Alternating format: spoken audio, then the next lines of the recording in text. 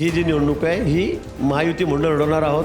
त्यांना हद्दपार केलं होतं, यांना हद्दपार केलं होतं. आता अनेक लोक आहेत ते राजकीय द्वेषाने हेतूने प्रेरित होऊन सगळ्या कारवाई केलेल्या होत्या. कोणती तुम्ही योजना आणा, अर्थ खात्याकडून आक्षेप घेतला जात असतो. भाजप 228 जागेवर स्वबळावर लढण्याची तयारीत आहे का? कारण की मुख्यमंत्री आणि दोन्ही उपमुख्यमंत्री दिल्लीला गेलेले आहेत. काही ठरलं आहे का? मला वाटतं वेळोवेळी स्पष्ट झालेलं आहे. आमच्या नेत्यांनी अमित भाई परवाले होते, त्यांनी सांगितलेलं आहे, देवेंद्रजींनी सांगितलेलं आहे, सगळ्यांनी सांगितलेलं आहे की आम्ही ही जी निवडणूक आहे ही महायुती म्हणून लढवणार आहोत.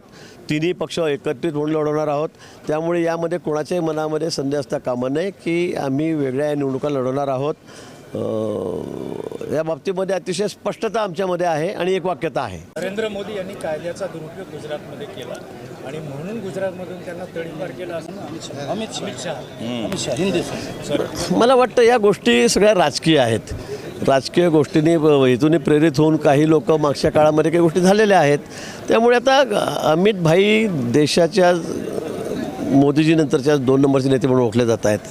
आता त्यांना हद्दपार केलं होतं, यांना हद्दपार केलं होतं. आता अनेक लोक आहेत, त्यांच्यावर ही परिस्थिती आहे. आणि इमर्जन्सीच्या काळामध्ये तर आम्हाला काँग्रेसने आमच्यावर काय काय काय कारवाया केल्या जातात. अटल बिहारी वाजपेयी असतील, अडवाणीजी असतील, सगळ्यांवर म्हणजे नितीन गडकरी असेल, आज मंत्रिमंडळात असलेले सगळे लोक. पण हे राजकीय द्वेषाने हेतूने प्रेरित होऊन सगळ्या कारवाया केलेल्या होत्या. हेही लोकांनी ओळखलेलं होतं आणि म्हणून लोकांनी पुन्हा आम्हाला एवढ्या मोठ्या संख्येमध्ये या ठिकाणी बहुमतात निवडून दिलेलं आहे. गेले 15 वर्षातच होतील आम्हाला, म्हणजे 10 वर्ष तर कंटिन्यू झालेच मोदीजींना.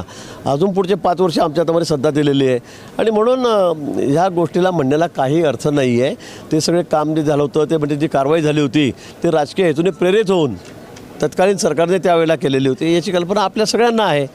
त्यामुळे पवारसाहेब जे म्हणतात त्या गोष्टीमध्ये कुठेही सत्यता किंवा त्या गोष्टीला काही कुठला अर्थ हा अजिबात नाही आहे. लाडकी बहीण योजनेसाठी अर्थ विभागानं आक्षेप घेतला आहे की हे पैसे म्हणजे राज्यावर अजून कर्जाचा डोंगर होणार. मला असं वाटतं की कोणती तुम्ही योजना आणा, अर्थ खात्याकडून आक्षेप घेतला जात असतो. त्यांचं कामच ते आहे.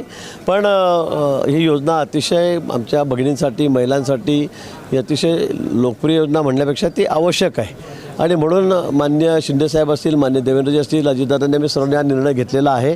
आणि त्यामुळे या ज्या अफवा चाललेल्या आहेत, योजना बंद पडेल का, पैसे कमी पडतील, ठणठणाट तिजोरीमध्ये, काही झालं तरी ही योजना कधी बंद पडणार नाही. ही आमची अतिशय महत्त्वाकांक्षी योजना आहे. ही योजना सतत चालू राहील, याच्यामध्ये कधी खंड पडणार नाही हे आश्वासन हा शब्द मुख्यमंत्री महोदयांनी दिलेला आहे, देवेंद्रजींनी दिला आहे आणि अजितदादांनी दिलेला आहे. त्यामुळे उगाच कंड्या पेकवायच्या, काहीतरी नरेटिव्ह सेट करायचं असं विरोधकांचं काम त्या ठिकाणी चाललेलं आहे. मला वाटतं ते त्यात कुठेही वस्तुस्थिती किंवा सत्यता कुठेही त्यामध्ये नाही.